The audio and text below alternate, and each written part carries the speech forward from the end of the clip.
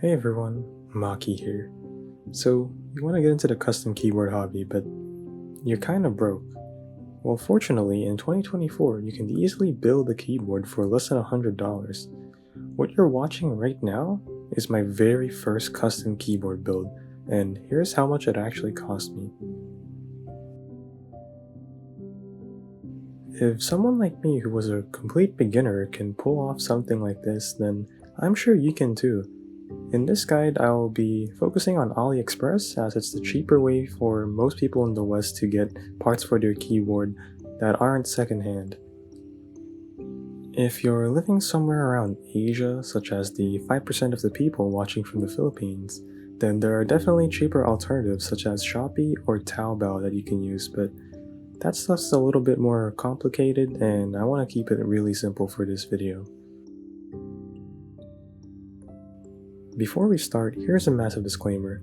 I would recommend buying these parts during big sales on AliExpress such as holidays or at the start of every month where AliExpress does this choice day sale where you can get pretty good deals on everything as well as massive discounts on your total purchases.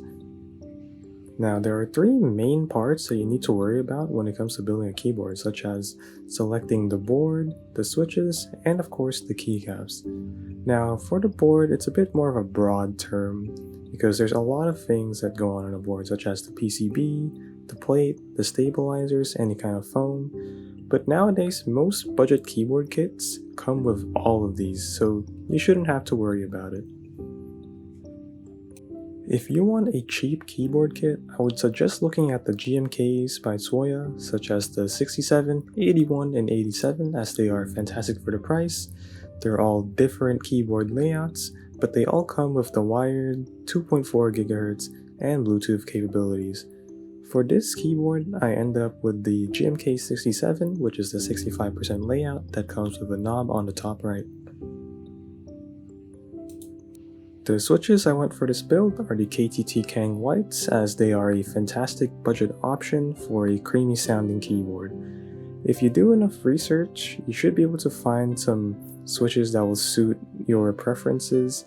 I'd suggest going to some keyboard channels that do switch comparisons as well as sound tests such as THOCCnology, Keybtaro, and hopefully me in like a year or so.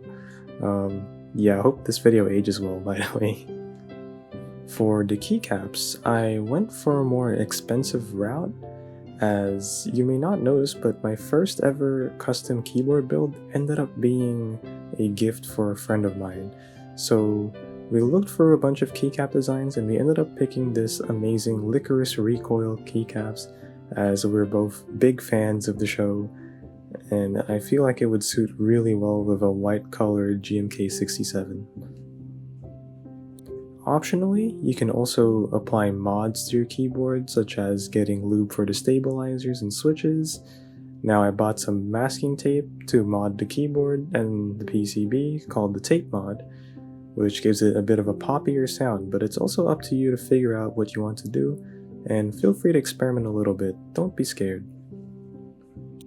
Overall, my friend was pretty happy with how the keyboard turned out. Although, I did make a small rookie mistake by inserting a bent pin into the caps lock key. But like, you'd only press the caps lock key on accident most of the time, so maybe I was doing him a favor.